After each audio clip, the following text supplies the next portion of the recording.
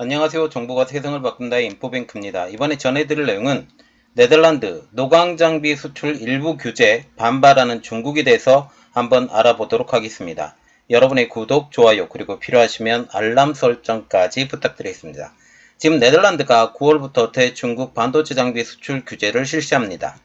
지난해 10월부터 미국 정부가 시작한 대중 반도체 장비 제재가 이제 네덜란드의 합류로 완성되는 것이죠. 그리고 실질적으로 네덜란드가 합류하면서 이제 외형상으로는 반도체 제재가 완성되었다고 보는 것입니다. 일본도 9월부터 장비 제재가 들어가면서 중국에게 시간이 얼마 남지 않은 것으로 보입니다. 그러나 이번 네덜란드 반도체 장비 제재는 일본의 반도체 제재보다는 약하다라는 내용을 가지고 있죠.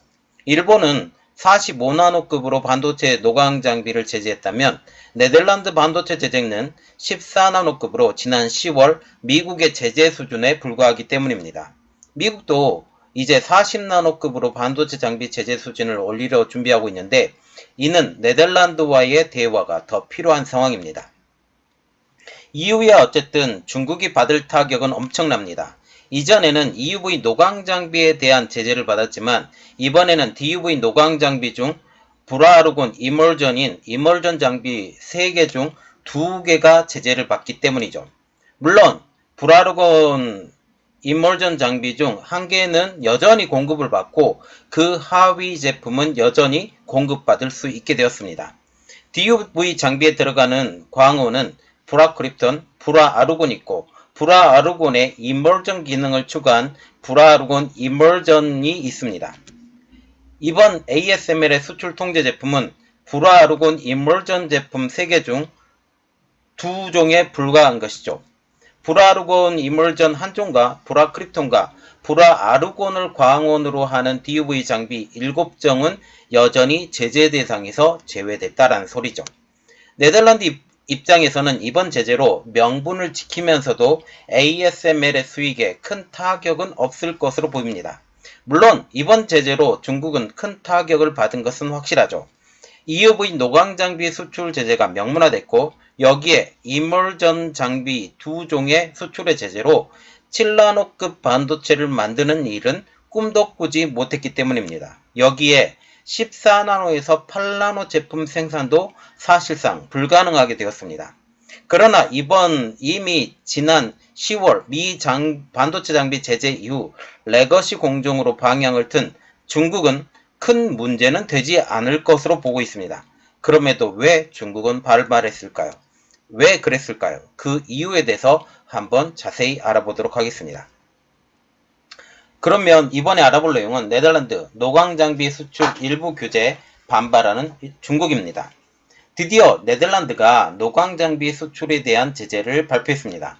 이를 로이터 통신은 네덜란드 정부와 간보를 통해 9월 1일부터 자국 반도체 장비 기업이 일부 DUV 노광 장비를 해외로 선적할 때 정부 수출 허가를 의무화한다고 밝혔습니다. 이번 조처는 사실상 대중국 수출 규제로 풀이가 되고 있는데 블룸버그 통신은 이번 조치는 중국이나 ASML 등을 언급하지 않았지만 중국으로의 장비 공급을 막는 것이라고 전했습니다. 네덜란드 정부는 군사 목적으로 사용될 우려가 있는 곳에 장비 수출을 규제한다라는 입장이죠.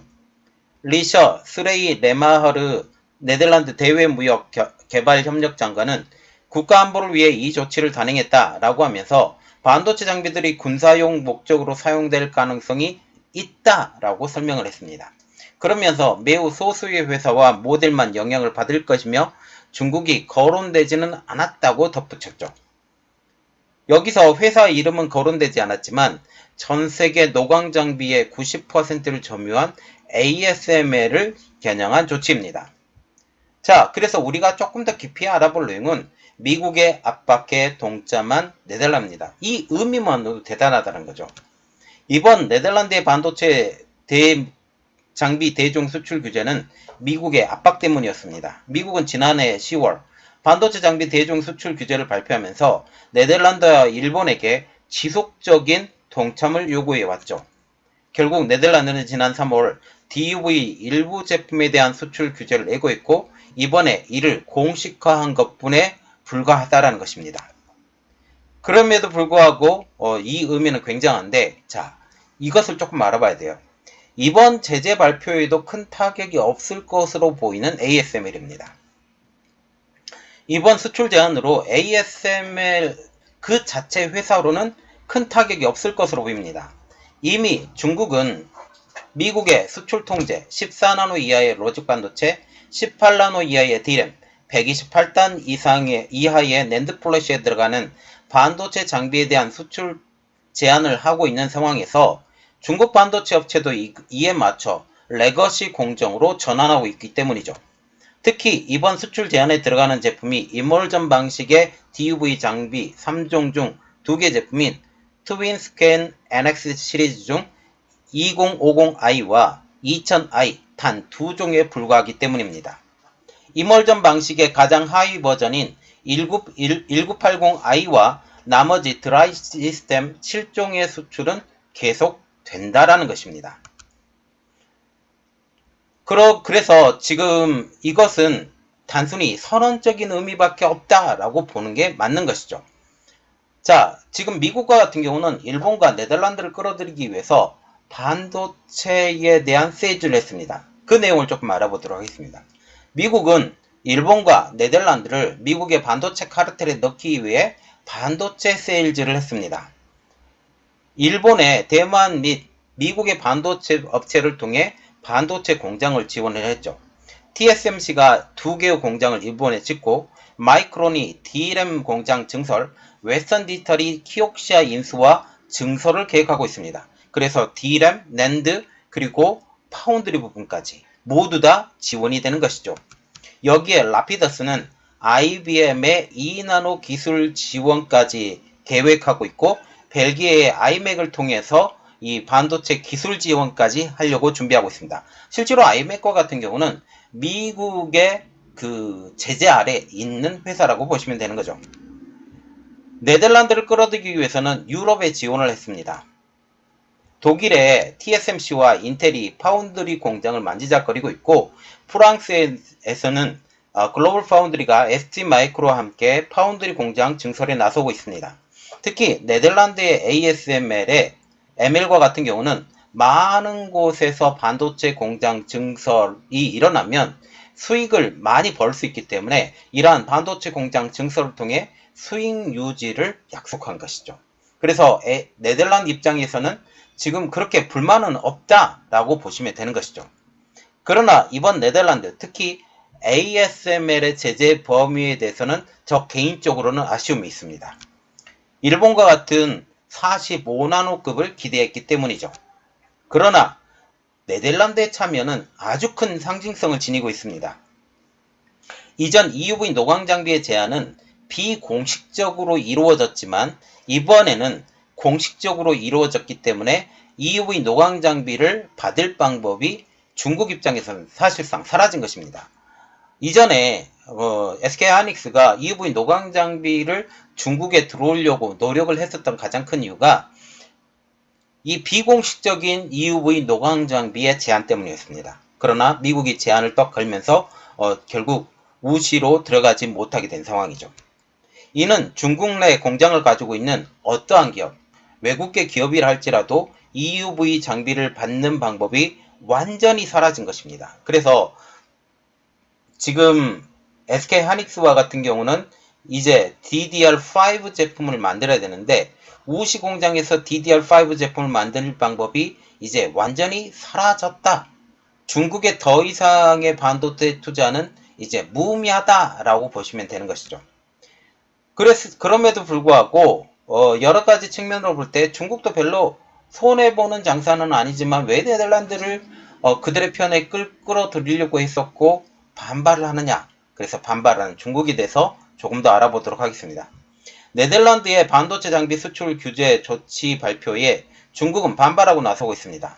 중국 상부부는 지난 1일 대변인 담화를 통해 최근 몇 달 동안 중국과 네덜란드는 반도체 수출 통제 문제에 대해 다층적이고 빈도 높은 소통과 협상을 했으나 네덜란드 측은 결국 관련 반도체 장비를 통제 목록에 넣었다라고 얘기하면서 중국 측은 이에 대해 불만을 표한다라고 했습니다.